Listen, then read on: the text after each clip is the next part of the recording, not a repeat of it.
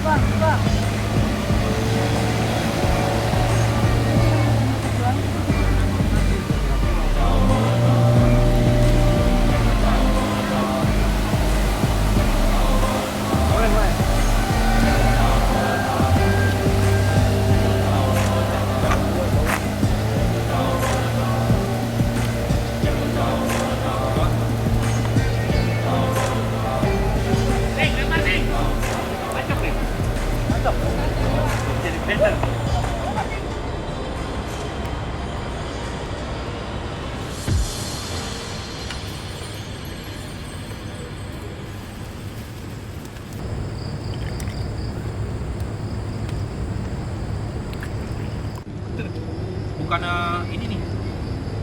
ini bukan kesalahan si pembuat, dia pakai kesalahan di lokasi tadi ya, pas lagi jalan tadi tuh titik kritisnya itu nempel baru di tempat dipakai. Nah, kesalahan yang sama ini karena itu juga asalnya contoh motor ini kan karena itu jadi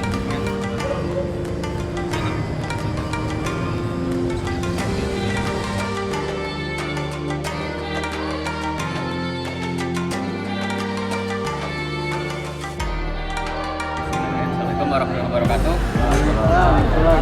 Kenalan lagi ya. Ini Arman Rudiana. Kebetulan sharing sekarang tentang kita main tali ya, sama-sama main tali. Basicnya relawan pencarian penyelamatan dan penanggulangan bencana. Kebetulan garis takdirnya saya bekerja di perusahaan di emergency response team firefighter. Selain firefighter berarti technical rescue berarti ada continuous rescue, roof rescue, water rescue dan sebagainya. Nah ini bicara kita general dulu ya, sama-sama main tali, dari climbing, terus roof access, roof rescue, sama-sama main tali, semua main tali. Alatnya sama tapi ada yang beda juga, ada yang sama ada yang beda. Nah, nanti kalau di penyelamatan itu NRPE 1670 diatur. Nah, roof rescue ini salah satu di 1670 ada roof rescue. Roof rescue ini dipelajari di 7 disiplin ilmu penyelamatan. Nah, kalau kita di penyelamatan, oke. Misalkan ini bibir tebing ya, bibir tebing. Kalau teman-teman mountain rescue, jangan sampai kita masuk ke zona jatuh. Caranya gimana? Kalau kita pasang pengaman untuk titik jatuh di valve faktor 0 atau 1 nggak mungkin kan? Kita pasangnya restraint seperti ini biar kita tidak masuk ke zona jatuh. Kalau tidak ada alat ini pakai ini bisa tali, simpul krusik. Ya, misalkan ini bibir tebing.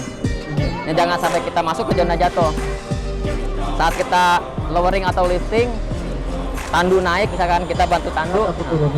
Ya, kalau kita enggak dikekang seperti ini sistem restraint, kita kemungkinan jatuh ke bawah. Untuk tidak jatuh ke zona jatuh, sistemnya restraint. Ya, restraint ya, sistem kekang. Ini nggak pakai alat mekanis, cuma tali gini, simpulnya ini. Oke, kalau mau turut ini tinggal gini aja, gitu.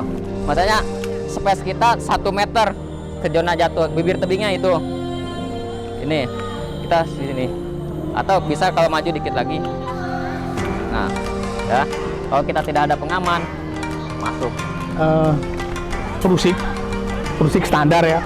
Prusik standar itu ada 2. Tolong dikoreksi kalau salah karena ini berdasarkan pengalaman.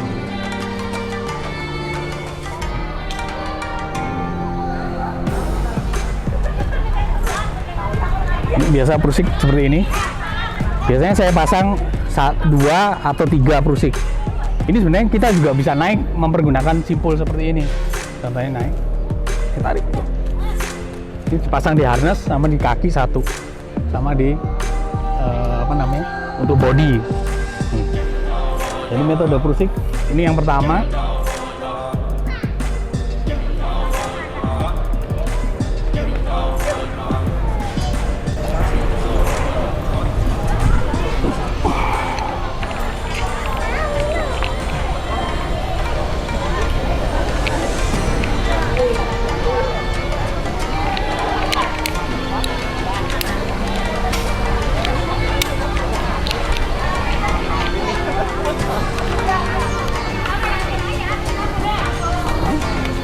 Jadi contohnya seperti ini, nggak usah dilorong. Oh, coba.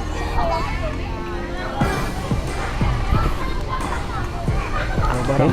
Jadi misalkan turun diagonal gitu, ini kalau kita lepas dia akan ngunci. Tuh.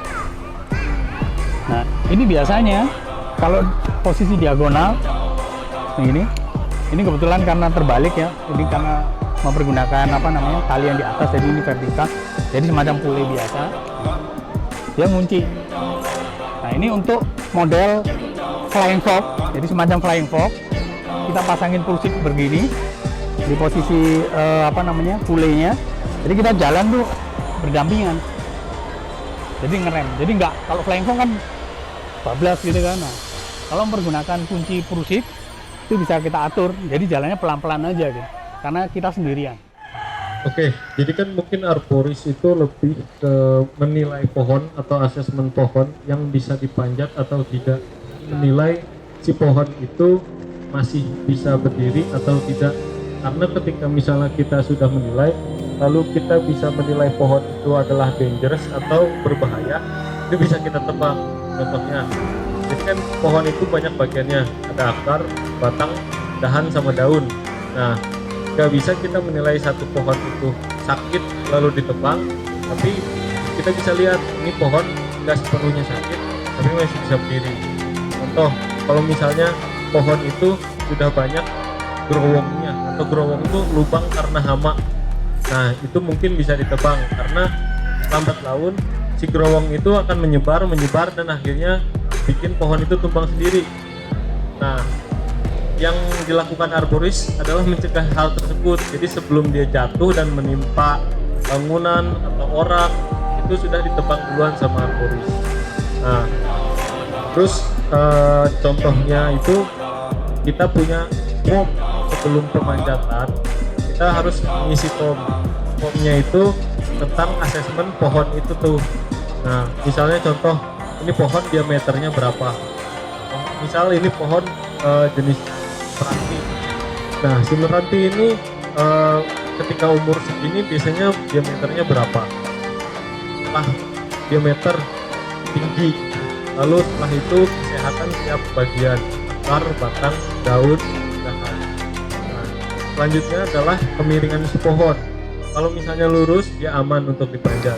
Kalau misalnya dia miring, batas kemiringannya itu 35 derajat. Kalau misalnya 35 derajat dalam hal pohon lurus ya, atau monopodial, itu tidak bisa dipanjat. Nah, kecuali misalnya pohon yang simpodial atau yang banyak cabangnya seperti itu. Mungkin langsung ke instalasi pemanjatan ya.